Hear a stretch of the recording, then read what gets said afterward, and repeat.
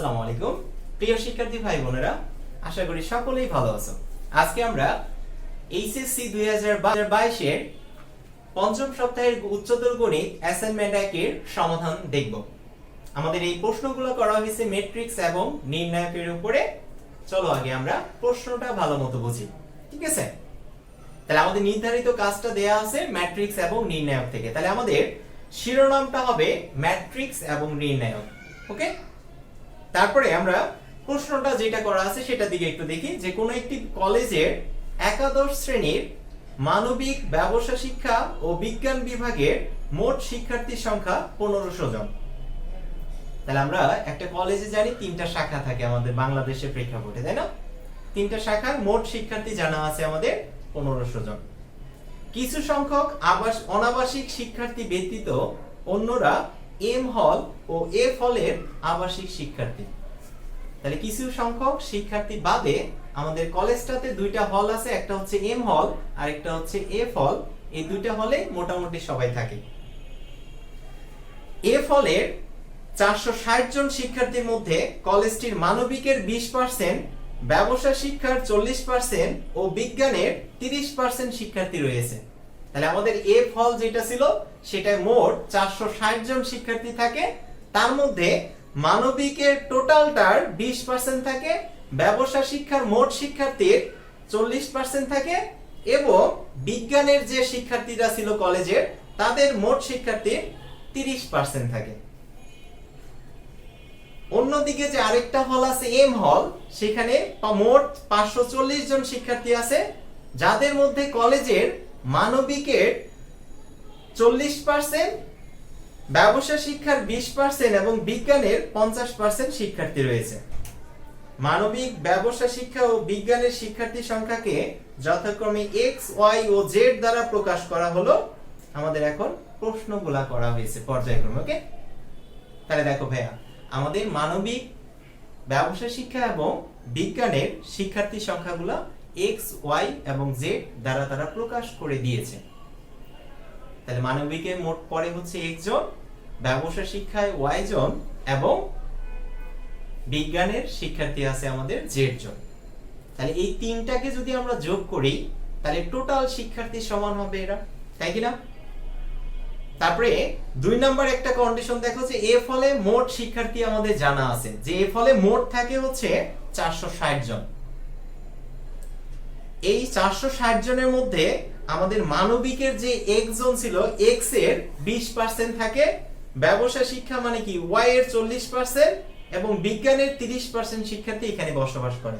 অর্থাৎ কি জেড এর 30% শিক্ষার্থী এফ হলে অবস্থান করে। এটা হচ্ছে 2 নাম্বার কেস। এই 2 নাম্বার কেস থেকে আমরা একটা ইকুয়েশন তৈরি করে নিব, ওকে? তারপরে 3 নাম্বার আরেকটা কেস আছে যে আমাদের এম হলের মোট শিক্ষার্থীর সংখ্যা জানা আছে 540 জন। 40 জন এম হলের 540 জন শিক্ষার্থীর মধ্যে মানবিকের এক্স এর, মানবিকে ছিল মোট এক্স জন, এক্স এর 40% থাকে, ব্যবসা শিক্ষায় ছিল মোট ওয়াই জন, ওয়াই এর 20% থাকে এবং বিজ্ঞানের জেড এর 50% শিক্ষার্থী এই এম হলে অবস্থান করে, ওকে? এখন আমরা প্রশ্নগুলোর দিকে একটু চলে যাই। এটা হচ্ছে আমাদের 3 নাম্বার কেস। সবাই বুঝে গেছে? প্রথম কেস হচ্ছে সবগুলা যোগফল করলে আমরা 1500 পাবো। 2 নম্বরে এফ হলের মোট শিক্ষার্থী জানা আছে, মানবিক, বিজ্ঞান এবং ব্যবসা শিক্ষার শিক্ষার্থী সংখ্যা আমাদের এক্স, ওয়াই, জেড আকারে জানা আছে। 2 নাম্বার কেস এটা। আর 3 নাম্বার কেসটা আমরা খাটাবো হচ্ছে এম হলের শিক্ষার্থীর ক্ষেত্রে, ঠিক আছে? এখন প্রথম প্রশ্নটা বলছে যে 3টা সমীকরণ গঠন করে ax = b আকারে প্রকাশ করতে হবে। তাহলে আমরা 3টা কেস থেকে 3টা সমীকরণ তৈরি করব। সেই সমীকরণ থেকে আমরা তাদেরকে ax = b আকারে প্রকাশ করব। তারপরে 2 নাম্বার খ নাম্বার প্রশ্নটা করা আছে যে ম্যাট্রিক্সকে a ধরে উহা অভেদঘাতী ম্যাট্রিক্স কিনা যাচাই করো। তাহলে আমরা একটা ম্যাট্রিক্সকে অভেদঘাতী ম্যাট্রিক্স তখনই বলতে পারি যখন সেই ম্যাট্রিক্সটার বর্গ একটা কি অভেদক ম্যাট্রিক্স বা i হয়, তাই না? তাহলে আমরা চেক করে দেখব যে a² = i যদি হয় তাহলে কি হবে? এটা অভেদঘাতী ম্যাট্রিক্স হবে, আদারওয়াইজ হবে না। আমরা চেক করব। তারপরে গ নাম্বার প্রশ্নে বলছে যে অ্যাডজয়েন্ট a নির্ণয় করো। তাহলে আমরা যে কোনো ম্যাট্রিক্সের অ্যাডজয়েন্ট বের করতে গেলে কি জানি যে সেই ম্যাট্রিক্সটার সহগুণকের ম্যাট্রিক্স বের করব, করে কি সেটাকে ট্রান্সপোজ করে দিলেই আমাদের অ্যাডজয়েন্টে ম্যাট্রিক্সটা বের হয়ে আসবে, তাই না? তারপরে একটা সমীকরণ দেয়া আছে, এখান থেকে y এর ভ্যালুটা বের করতে হবে। তারপরে নাম্বার প্রশ্নে বলা আছে যে সমীকরণগুলোর সমাধান করে কলেজের মানবিক, ব্যবসা শিক্ষা ও বিজ্ঞান বিভাগের শিক্ষার্থী সংখ্যা নির্ণয় করতে হবে। তাহলে আমরা ফার্স্টে আগে সমাধানটা কয়েক সেকেন্ডের মধ্যে সবগুলা সমাধান পর্যায়ক্রমে দেখে নেই, তারপরে আমরা ডিটেইলস সমাধানে আসতেছি। ভালো লাগলে ভিডিওটা সবার সাথে শেয়ার করবা। তাহলে চলো আমরা একবার প্রশ্নের সমাধানগুলো এক পলক দেখে নিই। যাদের সময় স্বল্পতা আছে তারা এখান থেকে স্ক্রিনশট নিয়ে সমাধানগুলো মিলাই নিতে পারো, আর যারা বিস্তারিত দেখতে চাও তারা পুরো ভিডিওটার সাথেই থাকো।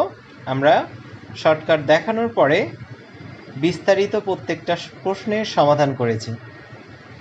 নিয়মিত গণিতের বিভিন্ন মজার মজার ট্রিক্স এবং অ্যাসাইনমেন্টের সমাধান পেতে আমার পেজের সাথেই থাকো। চলো শুরু করি এখন বিস্তারিত।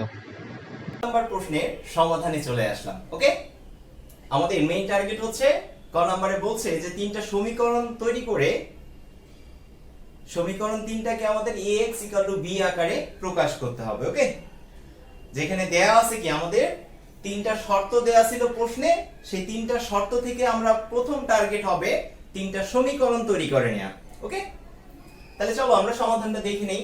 তোমাদের সময় বেশি হবে, আমি যদি সরাসরি করতে যাই অনেক সময় লেন্দি হয়ে যায়, সেজন্য আমরা শর্টকাটে অ্যানসারগুলো জাস্ট বলে দিব। ওকে, কিভাবে কি হয়েছে আমরা দেওয়া আছে যে বিজ্ঞান যে কলেজটা ছিল, কলেজের মানবিক বিভাগের শিক্ষার্থীর সংখ্যা জানা আছে আমাদের 1 জন, সেটা লিখে দিলাম। ব্যবসা শিক্ষা বিভাগের শিক্ষার্থীর সংখ্যা জানা আছে আমাদের y জন, এবং বিজ্ঞান বিভাগের শিক্ষার্থীর সংখ্যা জানা আছে z জন। ওকে, তাহলে একটা কলেজের তিনটা শাখাই থাকে আমরা জানি, তাই না? তাহলে এই তিনটা শাখার শিক্ষার্থীর সংখ্যা জানা আছে আমাদের, এবং কলেজটার মোট শিক্ষার্থীর সংখ্যা জানা আছে 1500 জন। তাহলে আমরা প্রথম শর্ত থেকে বলতে পারি না যে এই তিনটাকে যদি আমরা যোগ করি শিক্ষার্থীর সংখ্যা, তাহলে এটা কার সমান হবে? মোট শিক্ষার্থী 1500 জনের সমান হবে। তাহলে এটা থেকে আমরা x + y + z সমান কি পেয়ে গেলাম? 1500 জন পেয়ে গেলাম।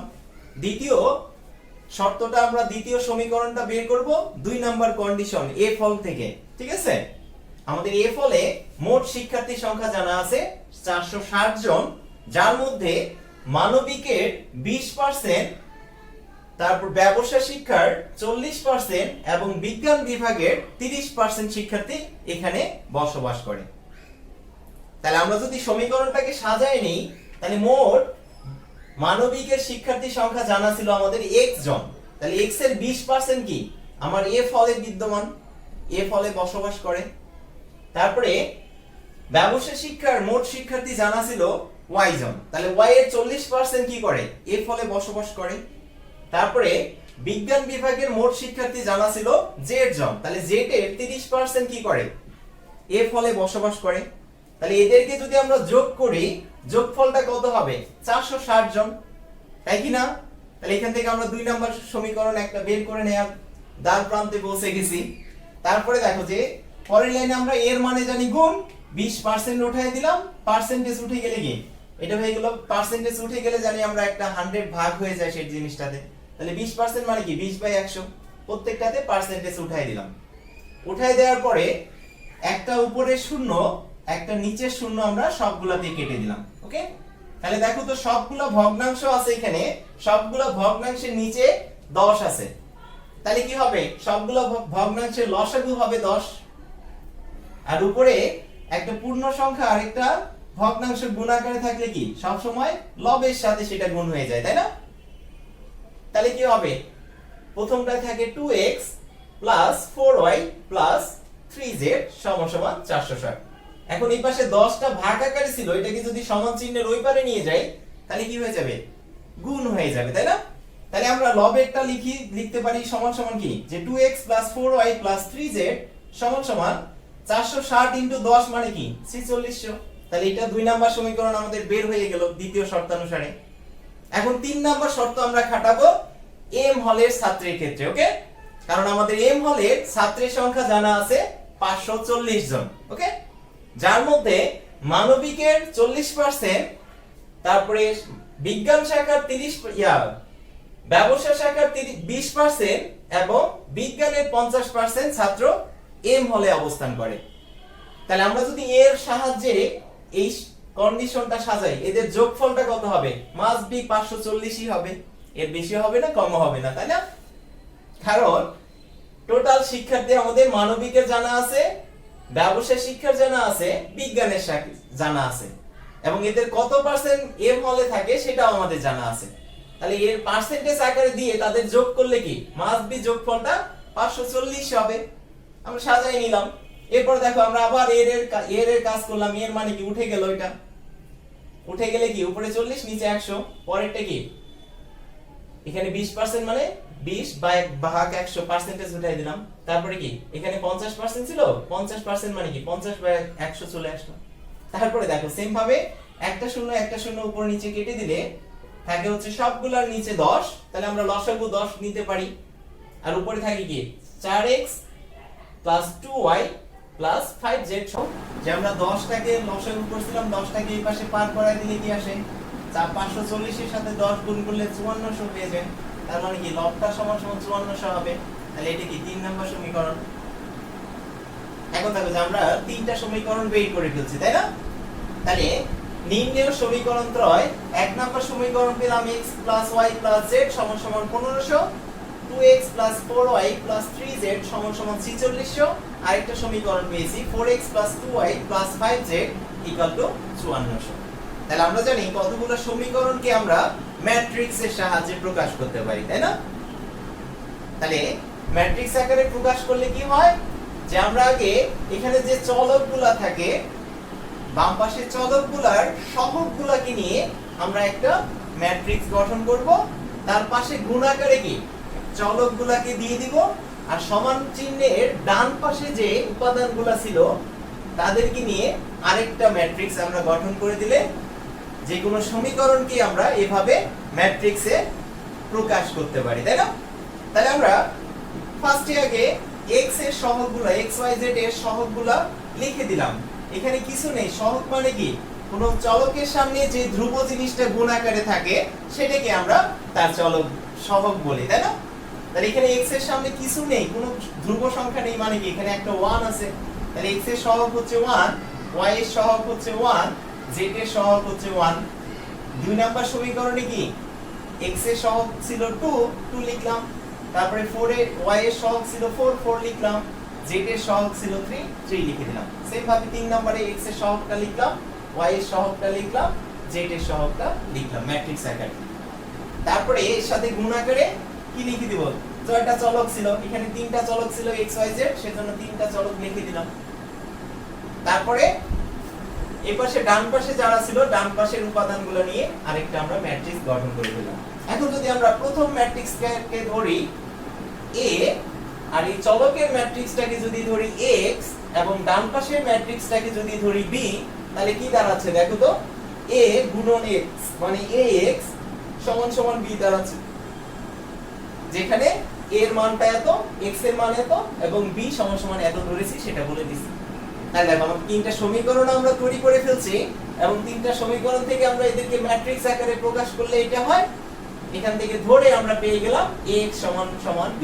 তার মানে কি আমরা 1 নাম্বার কয়ে অ্যানসার করে ফেলছি। তাহলে দেখো খ নাম্বার প্রশ্নটাতে আমাদেরকে বলছে যে ম্যাট্রিক্সটিকে a ধরে a অভেদঘাতী কিনা সেটা ব্যাখ্যা করো বা নির্ণয় করো। ওকে, তাহলে আমরা একটা ম্যাট্রিক্সকে অভেদঘাতী ম্যাট্রিক্স তখনই বলতে পারবো যখন তার বর্গটা কি হবে, একটা অভেদক হবে, তাই না? অভেদক ম্যাট্রিক্স মানে আই হয়ে যায়। তাহলে আমরা প্রথমে ক থেকে পেয়ে গেছিলাম a সমান সমান এত। তাহলে ম্যাট্রিক্স a কে আমরা অভেদঘাতী ম্যাট্রিক্স বলা যাবে যদি কি হয়, যদি ও কেবল যদি a স্কয়ার সমান সমান a ইনটু a সমান সমান i3 হয়, যেখানে i3 মানে কি একটা অভেদক ম্যাট্রিক্স। অভেদক ম্যাট্রিক্সের ক্ষেত্রে আমরা জানি মুখ্য কর্ণ বরাবর উপাদানগুলো থাকে 1, আর বাকি সবগুলো উপাদান কি হয়, শূন্য হয়ে যায়। যেহেতু এটা একটা 3/3 অর্ডারের বর্গ ম্যাট্রিক্স, তাহলে i এর ভ্যালুটাও কি হবে, অভেদক ম্যাট্রিক্স যেটা হবে সেটাও কি 3/3 অর্ডারের একটা বর্গ ম্যাট্রিক্সই হবে। ওকে, সেজন্য আমরা i3 ধরে নিলাম। ওকে, এখন চলো তাহলে আমাদের a স্কয়ার সমান সমান a ইনটু a সমান সমান যদি i3 হয়, অর্থাৎ জাস্ট মুখ্য কর্ণ বরাবর উপাদানগুলো 1, বাকি সবগুলা ভুক্তি যদি কি হয়, শূন্য হয়, তাহলে কি হবে, এটা একটা অভেদঘাতী ম্যাট্রিক্স হবে। তাহলে আমরা আগে ফার্স্টে a স্কয়ারের ভ্যালুটা বের করি। তাহলে a স্কয়ার সমান সমান আমরা বলতে পারি a ইনটু a, এর ভ্যালুটা বসাই দিলাম দুই জায়গায়, এখন জাস্ট গুণ করে দিব। তাহলে আমরা ম্যাট্রিক্সের গুণের ক্ষেত্রে কি জানি, যে ফার্স্টেই প্রথম সারি প্রথম কলামের সবগুলো অনুরূপ ভুক্তির সাথে গুণ হয়, তাই না? তার মানে এটাকে কাট করে যদি একটা সরল রেখায় তিনটা দাগ দিয়ে দাও, এই রেখাটাকে এখন এখানে বসাও এরকম ভাবে, তাহলে এই দাগ বরাবর যে উপাদানগুলো থাকবে তারা পরস্পরের সাথে গুণ হয়ে তাদের সমষ্টিটাই হয়ে যাবে প্রথম ভুক্তি, তাই না? তাহলে এখন দেখো যে আমি 1 গুণন 1 করে 1 এককে 1 প্লাস 1 ইনটু 2 মানে 2, 1 ইনটু 4 মানে হচ্ছে 4। সেম ভাবে প্রথম সারি দ্বিতীয় কলামের সাথে গুণ হয়। তাহলে প্রথম ভুক্তি আর এখানকার দ্বিতীয়র প্রথম ভুক্তি, দ্বিতীয় কলামের প্রথম ভুক্তি গুণ হলে কি 1 গুণন 1 1, তারপরে 1 গুণন 4 মানে 4, 1 গুণন 2 মানে 2, সবগুলো সমষ্টিটা হয়ে যাবে গুণফলের দ্বিতীয় ভুক্তি। ঠিক আছে? সেম ভাবে প্রথম সারি তৃতীয় কলামের সাথে গুণ হবে। তাহলে গুণ করো, অনুরূপ ভুক্তি 1 গুণন 1, প্রথমে দুইটারই আছে 1, তাহলে 1 গুণন 1 মানে 1, 1 গুণন 3 মানে হচ্ছে 3, 1 গুণন 5 মানে হচ্ছে 5, সবগুলা সমষ্টি হবে এখানকার ভুক্তিটা গুণফলের। ওকে, সেম ভাবে আমরা প্রথম সারির কাজ শেষ, এখন চলে আসব দ্বিতীয় সারিতে। তাহলে দ্বিতীয় সারির ক্ষেত্রে কি সেম ভাবে আমরা করব, দ্বিতীয় সারি প্রথম কলামের সাথে আগে গুণ হবে, দ্বিতীয় সারি দ্বিতীয় কলামের সাথে গুণ হবে, দ্বিতীয় সারি তৃতীয় কলামের সাথে গুণ হবে, গুণ করে তাদের সমষ্টিটাই ওই ওই জায়গায় ভুক্তিগুলা হয়ে যাবে। দ্বিতীয় সারির কাজ শেষ করলে তৃতীয় সারিতে আমরা চলে আসব। তৃতীয় সারিতে আসলে কি, তৃতীয় সারি আগে প্রথম কলামের সাথে গুণ হবে, গুণফলটা এখানে লিখে দিবা সমষ্টিটা। দ্বিতীয় সারি তৃতীয় সারি দ্বিতীয় কলাম, তৃতীয় সারি তৃতীয় কলামের সাথে গুণ করে যেগুলো আসবে সেগুলো এখানে বসাই দিলাম। তারপরে তাদের সমষ্টি যোগফল করলে এটা আসলো। এখানে দেখো যে আমাদের i3 হতে গেলে জাস্ট এই মুখ্য কর্ণ বরাবর উপাদানগুলোর মান আসতে হইতো 1, আর বাকি ভুক্তিগুলো হতে হতো 0। যেহেতু আমরা বাকি ভুক্তিগুলোর মান শূন্য পাইনি এবং মুখ্য কর্ণ বরাবর উপাদানগুলো 1 আসেনি, তার মানে কি এটা একটা অভেদক ম্যাট্রিক্স না। যেহেতু অভেদক ম্যাট্রিক্স না, তাহলে আমরা সব নট ইকুয়াল টু বলতে পারি i3। যেহেতু a square not equal to i3, অতএব কি ম্যাট্রিক্সে অভেদঘাতী ম্যাট্রিক্স নয়, প্রমাণিত। ক্লিয়ার? খ নম্বরের आंसर শেষ। আমাদের গ নাম্বার প্রশ্নটাতে বলছে যে অ্যাডজয়েন্ট এ বের করো, তাই না? তাহলে আমরা যে কোনো ম্যাট্রিক্সের অ্যাডজয়েন্ট বের করার ক্ষেত্রে কি জানি, যে সেই ম্যাট্রিক্সের প্রত্যেকটা উপাদানের সহগুণকের ম্যাট্রিক্স আমরা বের করব, তারপর সহগুণকের ম্যাট্রিক্সটাকে একবার ট্রান্সপোজ করে দিলেই তার অ্যাডজয়েন্ট ম্যাট্রিক্স বের হয়ে যায়, তাই না? তার মানে অ্যাডজয়েন্ট এ যদি আমরা বের করতে চাই, তাহলে আমাদের এই উপাদানগুলোর মান বের করতে হবে। অ্যাডজয়েন্ট এ সমান সমান আমরা বলতে পারি যে a11 এর সহগুণক, a12 এর সহগুণক, a13 এর সহগুণক, a21 এর সহগুণক, a22 এর সহগুণক, a23 এর সহগুণক, a31, a32, a33, এই সহগুণকের মানগুলো বের করে জাস্ট সেটাকে একবার ট্রান্সপোজ করে দিলে অ্যাডজয়েন্ট এ বের হয়ে যাবে। ওকে, তাহলে আমরা যে কোনো একটা ম্যাট্রিক্সের সহগুণকগুলো আমরা কিভাবে বের করি? সহগুণক মানেই হচ্ছে যে যেই উপাদানের সহগুণক তুমি বের করবা সেটা বাদে সেটার বরাবর সারি এবং কলাম দুইটা বাদ, বাকি যারা থাকবে তাদেরকে নির্ণায়ক আকারে নিয়ে গুণ করলে যে গুণফলটা আসবে সেটাই হয়ে যাবে কি তোমার যে কোনো উপাদানের সহগুণকের মান। ওকে, তাহলে আমরা যদি 1 এর সহগুণক বের করতে চাই, তাহলে দেখো a11 এটার অবস্থান কি, প্রথম সারিতে, প্রথম নাম্বারটা বোঝায় প্রথম সারি আর 2 নাম্বারটা বোঝায় তোমার কলামের সংখ্যা। ঠিক আছে, তাহলে তুমি কোন উপাদানের সহগুণক বের করতে চাচ্ছ সেটাকে ম্যাট্রিক্সটার কত নাম্বার সারিতে এবং কত নাম্বার কলামে অবস্থিত সেই আকারে প্রকাশ করবা। ঠিক আছে? তাহলে A11 মানে বোঝাচ্ছে তোমার প্রথম সারির প্রথম কলাম, যেটা যে ভুক্তিটা আছে প্রথম সারির প্রথম কলামে যে ভুক্তিটা আছে তার তুমি সহগুণক বের করতেছো। ওকে, তাহলে আমরা 1 এর সহগুণক মানে কি হচ্ছে এখানে A11 এর মান বের করব। তাহলে এটা সমান সমান -1 টু দি পাওয়ার সব সময় প্রথমে দিবা সারি যোগ কলাম। এখানে যেটা আছে প্রথমটা মানে হচ্ছে সারি আর পরেরটা হচ্ছে কলাম সংখ্যা। ঠিক আছে, কলাম নাম্বার।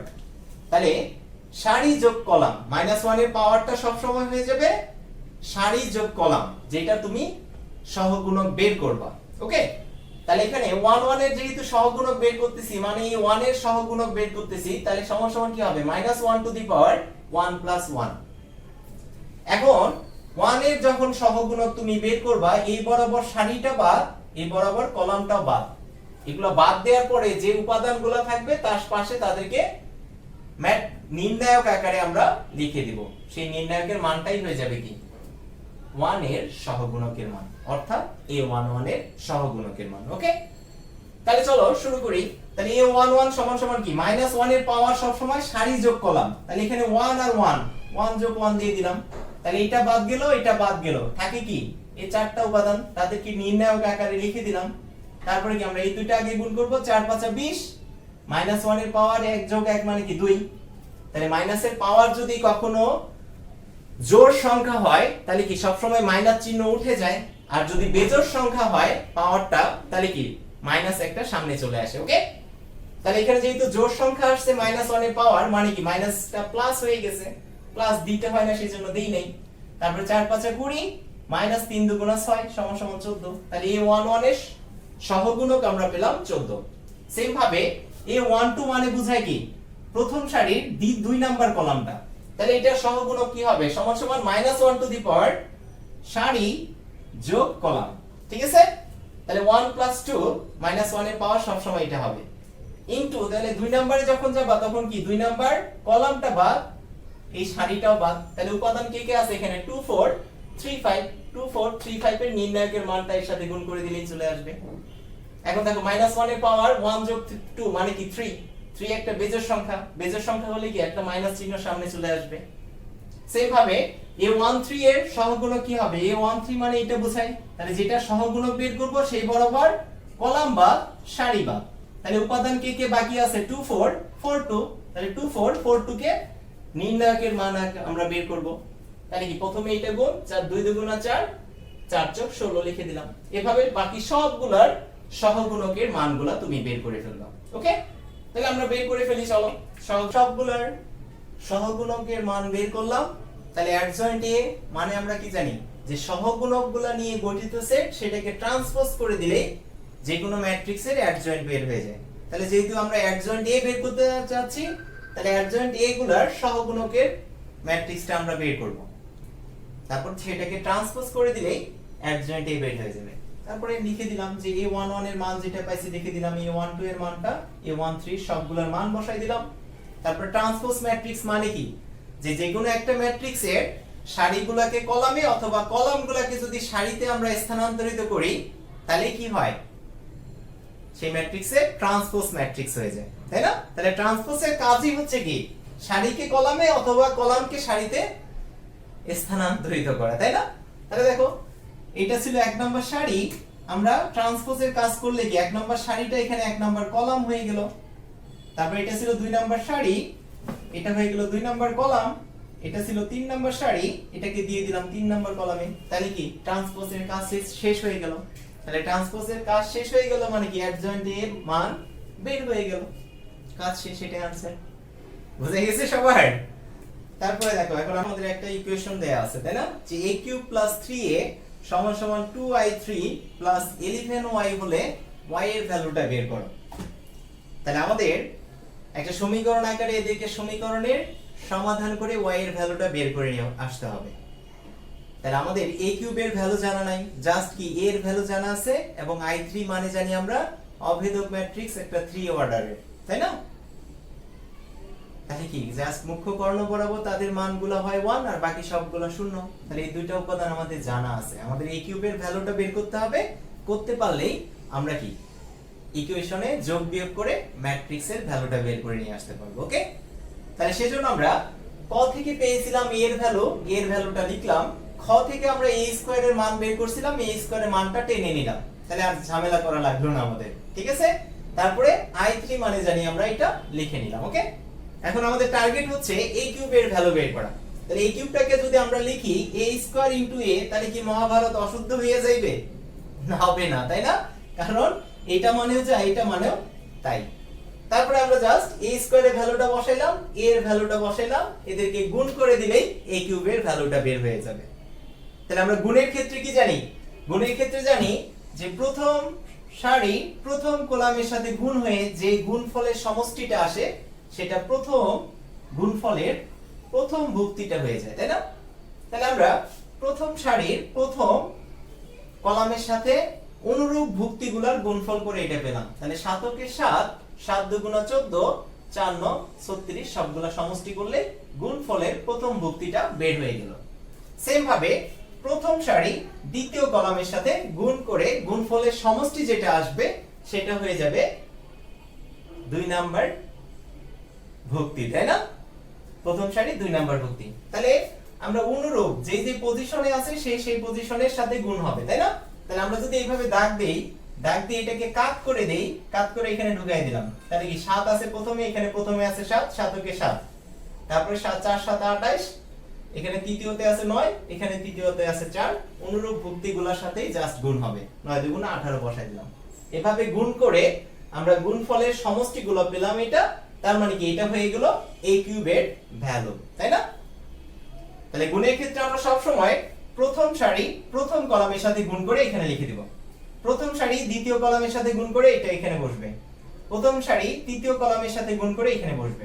ঠিক আছে, সেম ভাবে প্রথম সারি কাজ যখন শেষ হয়ে যাবে তখন দ্বিতীয় সারিতে আমরা আসব, দ্বিতীয় সারি প্রথম কলামের সাথে গুণ করে এখানে বসবে, দ্বিতীয় সারি দ্বিতীয় কলামের সাথে গুণ করে এখানে, দ্বিতীয় সারি তৃতীয় কলামের সাথে গুণ করে এই জায়গায় বসবে। সেম ভাবে দ্বিতীয় সারি কাজ যখন শেষ হয়ে যাবে তখন আমরা তৃতীয় সারিতে চলে আসব, তৃতীয় সারি প্রথম কলামের সাথে গুণ করবে, একই ভাবে তৃতীয় সারি দ্বিতীয় কলামের সাথে গুণ করবে, তৃতীয় সারি তৃতীয় কলামের সাথে গুণ করে এখানে বসাই দেব অনুরূপ ভুক্তিগুলো। ওকে, তারপর সমষ্টি করে এটা পেলাম। তাহলে a কিউবের ভ্যালু পেয়ে গেছি। এখন আমরা কি করছি, 3a এর ভ্যালু জানা আছে, i3 এর ভ্যালু জানা আছে, জাস্ট y এর ভ্যালুটা এখান থেকে বের করতে হবে। ওকে, তাহলে আমরা y এর ভ্যালু যেহেতু বের করতে হবে, তাহলে y টাকে আমরা এক পাশে রাখলাম, বাকি সবগুলোকে আরেক পাশে নিয়ে গেলাম। তাহলে এই পাশে 2i3 যোগ আকারে ছিল, সমান চিহ্নের ওই পারে পার করায় নিছি, মানে কি এটা বিয়োগ হয়ে গেল। ওকে, এখন দেখো যে আমরা সবগুলোর ভ্যালুটা বসায় নিলাম, যে a কিউবের ভ্যালু পেয়েছিলাম এটা, a এর ভ্যালু জানি এটা, তারপরে i3 এর ভ্যালু জানি এটা। তাহলে আমরা জানি ম্যাট্রিক্সের সামনে কোনো জিনিস ধ্রুব সংখ্যা গুণ আকারে থাকলে কি হয়, সেই সংখ্যাটা প্রত্যেকটা ভুক্তির সাথে আলাদা আলাদা করে গুণ হয়ে যায়, তাই না? তাহলে এখানে 3 গুণ আকারে আছে এই ম্যাট্রিক্সটার সাথে, এখানে 2 গুণ আকারে আছে এই ম্যাট্রিক্সটার সাথে। তাহলে কি হবে, 3টা এই ম্যাট্রিক্সের প্রত্যেকটা ভুক্তির সাথে গুণ হয়ে যাবে। তাহলে গুণ করে দেই, 3 কে 3, 3 কে 3, 3 কে 3, 3 দুগুণা 6, 3 4 12, 3 3 9, প্রত্যেকটা ভুক্তির সাথে আলাদা আলাদা করে গুণ করে গুণফলগুলো লিখে দিলাম। ওকে, তাহলে সেটাই সেই ম্যাট্রিক্স হয়ে গেল। তারপরে 2 নাম্বারটা দেখো, 2 দ্বারা প্রত্যেকটা ভুক্তিকে গুণ করলাম, তাহলে 1 যে যে জায়গায় ছিল সেখানে 2 হয়ে গেল, আর 2 দ্বারা 0 কে গুণ করলে কি 0 হয়ে যায়। তারপরে আমরা ম্যাট্রিক্সের যোগ বিয়োগের ক্ষেত্রে কি জানি বলো তো, জাস্ট অনুরূপ ভুক্তি, মানে যে যে পজিশনে আছে দুইটা ম্যাট্রিক্সের যোগ আমরা তখনই করতে পারি যদি তাদের অর্ডার সংখ্যা সমান হয়, তাই না? তাদের সারির সংখ্যা এবং কলাম সংখ্যা যদি সমান হয়, তাহলে সেই ক্ষেত্রে এই দুইটা ম্যাট্রিক্সের যোগ বিয়োগ করা পসিবল। তাহলে এখানে দেখো যে দুইটা ম্যাট্রিক্স আছে, তিনটা ম্যাট্রিক্স, এদের যোগ বিয়োগের ক্ষেত্রে কি করি আমরা, জাস্ট অনুরূপ ভুক্তিগুলার যোগ করি, মানে যে যে পজিশনে আছে সেই পজিশনের অঙ্কগুলোর সাথে যোগ বিয়োগ হবে। ঠিক আছে, তাহলে 57 এখানে যোগ ছিল প্লাস 3 মাইনাস 2 করে যে উপাদানটা আসবে সেটা যোগফলের প্রথম ভুক্তি হয়ে যাবে। তারপরে 2 নাম্বার পজিশনে এখানে আছে 53, 53 যোগ 3 মাইনাস কি, এখানে 0 আছে, 0 দিয়ে দিলাম। সেম ভাবে এখানে ছিল 73, তাহলে অনুরূপ জায়গায় 3 নাম্বার পজিশনে এখানে আছে 3 এখানে আছে শূন্য, এদেরকে যোগ বিয়োগ যাদের সামনে যে চিহ্ন আছে সেই চিহ্নগুলো সেই ম্যাট্রিক্সের উপাদানগুলো নেয়ার আগে বসাই দিলেই হয়ে গেল। সেম ভাবে আমরা পরেরগুলা যাব। 186 এখানে আছে, এখানে 6, এখানে শূন্য, এদের যোগ বিয়োগ আকারে নিলাম। সামনে যার সামনে যে ম্যাট্রিক্সের সামনে যে চিহ্ন আছে জাস্ট সেই চিহ্নগুলো বসাই দিলাম। বসাই দিয়ে যোগ বিয়োগ করে আমরা এটা পেয়ে গেলাম। ওকে, তাহলে এখন দেখো তো ভাইয়া সেম ভাবে এখানে y সমান সমান এটা আছে, তাই না? তাহলে আমরা therefore যদি এখানে বলি therefore y সমান সমান কি হবে, এখানে y এর সাথে 11 গুণ আকার ছিল, 11টা ওই পাশে নিয়ে গেছি মানে ভাগ হয়ে গেল। তাহলে এখন একটা ম্যাট্রিক্সের সামনে 1 ডিভিশন 11 মানে এটা গুণ আকারে আছে, তাহলে কি হবে এই 1 ডিভিশন 11টা প্রত্যেকটা উপাদানের সাথে আলাদা করে ভাগ হয়ে যাবে।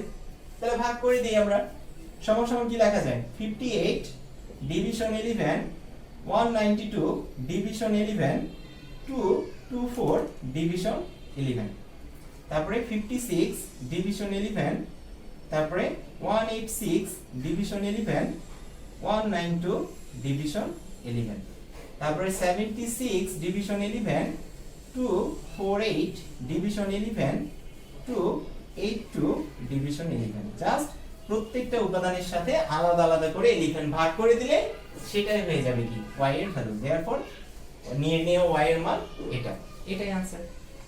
বুঝি কি? জাস্ট তোমার কি যদি কোনো সমীকরণ আকারে এরকম দেয়া থাকে, তোমার যে উপাদানগুলো এখানে আছে বা যে চলকগুলো এখানে আছে তাদের মানগুলো আগে বের করে নিবা। বের করে জেনারেল নিয়মে ম্যাট্রিক্সের যোগ বিয়োগ আমরা যেভাবে করি সেই অনুযায়ী যে কোনো ম্যাট্রিক্সে তুমি এরকম বের করে ফেলতে পারবে। ওকে, তাহলে চলো আমরা পরেরটা যাই। তাহলে চলো এখন আমরা উম নাম্বার প্রশ্নের সমাধানে চলে যাই। উম নাম্বার প্রশ্নটাতে আমাদের বলা আছে যে সমীকরণগুলো সমাধান করে মানবিক, ব্যবসা শিক্ষা এবং বিজ্ঞান বিভাগের শিক্ষার্থীর সংখ্যা বের করো। অর্থাৎ কি আমাদের xyz এর মান বের করতে হবে সমীকরণগুলো থেকে। ওকে, এটা আমরা সমীকরণ সমাধানের মাধ্যমে করতে পারবো, যেহেতু আমরা ম্যাট্রিক্স এবং নির্ণায়কে করতেছি অধ্যায়, সেজন্য আমরা ম্যাট্রিক্সের সাহায্যে এটার সমাধান করার চেষ্টা করব। ওকে, তাহলে ম্যাট্রিক্সের সাহায্যে সমাধান করার জন্য আমরা ক নাম্বারের একটা ইকুয়েশন পেয়েছিলাম x = b। এই সমীকরণ থেকে আমরা সমাধানটা বের করে নিয়ে আসব। ওকে, কিভাবে বের করব? এখানে x = b, এর মান জানা আছে, x এর মান জানা আছে, b এর মান জানা আছে, সেটাকে টেনে নিয়ে আসলাম। ওকে, তাহলে এখান থেকে যদি আমরা x এর ভ্যালুটা বের করতে পারি, x ম্যাট্রিক্সের মান কত, তাহলে আমাদের সমাধানটা হয়ে যাবে অটোমেটিক। ওকে, কিভাবে? তাহলে x = আমরা এই সমীকরণ থেকে বলতে পারি যে এটা এই পাশে আসলে কি a ইনভার্স b হয়ে যাবে। তাহলে আমরা যদি a ইনভার্স এর ভ্যালু বের করতে পারি, a ইনভার্স ম্যাট্রিক্সটা বের করতে পারি, তাহলে কি হবে যে a ইনভার্স এবং b এর গুণফলটাই হয়ে যাবে x ম্যাট্রিক্সের ভ্যালু। ওকে, তাহলে আমাদের টার্গেট হচ্ছে এখন a ইনভার্স এর ভ্যালু বের করা। ওকে, তাহলে আমরা a ইনভার্স বা যে কোনো ম্যাট্রিক্সের ইনভার্স মানে কি জানি, যে সেই ম্যাট্রিক্সের অ্যাডজয়েন্ট ডিভিশন কি, সেই ম্যাট্রিক্সের ডিটারমিনার দিয়ে দিলে আমাদের ইনভার্স ম্যাট্রিক্স বের হয়ে যায়, তাই না? তার মানে এই ইনভার্স মানে আসলে এই সমীকরণটা আমরা এটা সমাধান করব, এই ইনভার্স মানে অ্যাডজয়েন্ট এর ভ্যালু বের করব, division determinant a into b, এটার ভ্যালু বের করে বসাই দিলে আমাদের x এর ভ্যালুটা বের হয়ে আসবে। ওকে, তাহলে আমরা ইনভার্স ম্যাট্রিক্স মানে জানি যে adjoint A division determinant a, তাই না? তাহলে আমরা এই ইনভার্স বের করার জন্য আমাদের অ্যাডজয়েন্ট এর মান লাগবে এবং ডিটারমিনেন্ট a এর মান বের করতে হবে। আমরা গ নাম্বার প্রশ্নে অ্যাডজয়েন্ট a এর মান বের করছিলাম, সেটাকে টেনে নিলাম, তাহলে আমাদের আর খাটনি হলো না, খাটনি কমে গেল। ওকে, টেনে নিলাম। এখন আমাদের পালা হচ্ছে কি ডিটারমিনেন্ট a এর ভ্যালু বের করা। তাহলে ডিটারমিনেন্ট a মানে কি, যে ম্যাট্রিক্সটা ছিল a সেটার ম্যাট্রিক্স চিহ্নের জায়গায় জাস্ট ডিটারমিনার দুই পাশে দুইটা টান দিয়ে দিব। ওকে, তারপরে আমরা সমাধান যে কোনো সারি অথবা যে কোনো কলাম বরাবর এর মানটা বের করতে পারি। ওকে, মান বের করার জন্য আমরা কি নিব, যে প্রথমটা প্লাস, পরেরটা মাইনাস, পরেরটা প্লাস, এরকম ভাবে প্লাসের মাইনাস আকারে তুমি নিয়ে নিবা। তারপরে এইটা প্লাস নিছো, নিচের উপাদানটা হবে মাইনাস, পরেরটা প্লাস, পরেরটা কি আবার মাইনাস, এটা মাইনাস নিছো, পরের উপাদানটা নিবে প্লাস, পরেরটা মাইনাস, পরেরটা প্লাস, এভাবে সমাধান তুমি করতে পারবে। এখন যে কোনো সারি অথবা যে কোনো কলাম বরাবর জাস্ট তার সহগুণকগুলোর বের করে গুণ করে দিলে কি তোমার এই নির্ণায়কের মানটা চলে আসবে। আমরা টার্গেট করলাম ধরো যে আমরা 1 নাম্বার সারি বরাবর নির্ণায়কের মানটা বের করব। তাহলে 1 নম্বরের প্রথম আছে কি 1 এর উপরে চিহ্ন আছে প্লাস চিহ্ন বসাইলাম। তাহলে 1 এর সহগুণকটা কি হবে? তাহলে 1 এর সহগুণক হচ্ছে কি 1 বরাবর কলাম বাদ সারি বাদ এই ম্যাট্রিক্সটার মান। তাহলে 1 এর সহগুণকটা এখানে লিখে দিলাম। মাইনাস, কেন মাইনাস বসাইলাম? কারণ একটা প্লাস পরেরটা মাইনাস, একটা প্লাস পরেরটা মাইনাস, এইভাবে চিহ্নগুলা বসে, ঠিক আছে? তারপরে দেখো যে -1 দিলাম, -1 দিলে কি 2 নাম্বার কলামে এখন চলে আসছে, 2 নাম্বার সারিতে। 2 নাম্বার সারি ইয়াতে কি এটা যখন নিব এই বরাবর কলাম বাদ সারি বাদ, তাহলে উপাদান বাকি আছে কি 2 4 3 5, এদেরকে নির্ণায়ক আকারে লিখে দিলাম। তারপরে লাস্টে আছে 1 এর উপরে প্লাস, তার মানে কি প্লাস চিহ্নটা দিলাম 1 এর সহগুণকগুলা সামনে লিখে দিলাম পাশে। তারপরে জাস্ট প্রথমে এটা গুণ করব, 4 5 20, তারপরে কি 3 2 6, তারপরে -1 মাইনাস চিহ্ন ছিল মাইনাস, 5 2 10 -12, তারপরে কি 2 2 4 -4 4 16, তারপরে যোগ বিয়োগ করে আমরা নির্ণায়কের মান পেয়ে গেলাম 4। ওকে, তাহলে আমরা অ্যাডজয়েন্টের মানও পেয়ে গেছি, নির্ণায়কের ভ্যালু পেয়ে গেছি। তাহলে এখন কি আমরা a ইনভার্সের ভ্যালুটা বের করে ফেলতে পারবো কি না? তাহলে চলো a ইনভার্সের ভ্যালু, অ্যাডজয়েন্ট a এর ভ্যালু বের করছি, ডিটারমিনেন্ট a এর ভ্যালু জানা আছে, তাহলে আমরা a ইনভার্সের ভ্যালু এখন বের করে ফেলতে পারবো। তাহলে a ইনভার্স সমান কি বলতে পারি? Adjoint a division determinant a, তারপর ডিটারমিনেন্ট এর ভ্যালু জানি 1 4, তাহলে 1 ডিভিশন 4 ইনটু অ্যাডজয়েন্ট এর মানটা বসাই দিলাম। বসানোর পরে আমরা জানি একটা ধ্রুব সংখ্যা গুণ আকারে থাকলে ম্যাট্রিক্সের সামনে প্রত্যেকটা ভুক্তির সাথে আলাদা আলাদা করে গুণ হয়ে যায়। তাহলে 1 ডিভিশন 4 দ্বারা প্রত্যেকটা ভুক্তিকে গুণ করে এটা আসলো। তারপরে ক্যালকুলেশন করে আমরা কাটাকাটি করে এটা পেলাম। ওকে, এখন দেখো আমরা a ইনভার্সের ভ্যালু জানা, এখন আমরা সমীকরণ 1 এ চলে যেতে পারি। 1 এ পেয়েছিলাম কি x = b, দেওয়ার পরে এখান থেকে x = বলতে পারি কি এটা এই পাশে আসলে ইনভার্স হয়ে যাবে a ইনভার্স b। a ইনভার্সের মান আমাদের এখন জানা আছে, মানটা বসাই দিলাম, b এর ভ্যালুটা বসাই দিলাম। এখন দুইটা ম্যাট্রিক্স গুণ আকারে আছে, সেম আগের মতো আমরা দিব যে প্রথম সারি এই কলামের সাথে গুণ হবে অনুরূপ ভুক্তিগুলোর সাথে। তাহলে এখানে প্রথমে আছে 7/2, এখানে প্রথমে আছে 1500, তাহলে 1500 * 7/2 মানে এটা, তারপর দ্বিতীয়টা ইনটু দ্বিতীয়টা, তৃতীয়টা ইনটু তৃতীয়টা।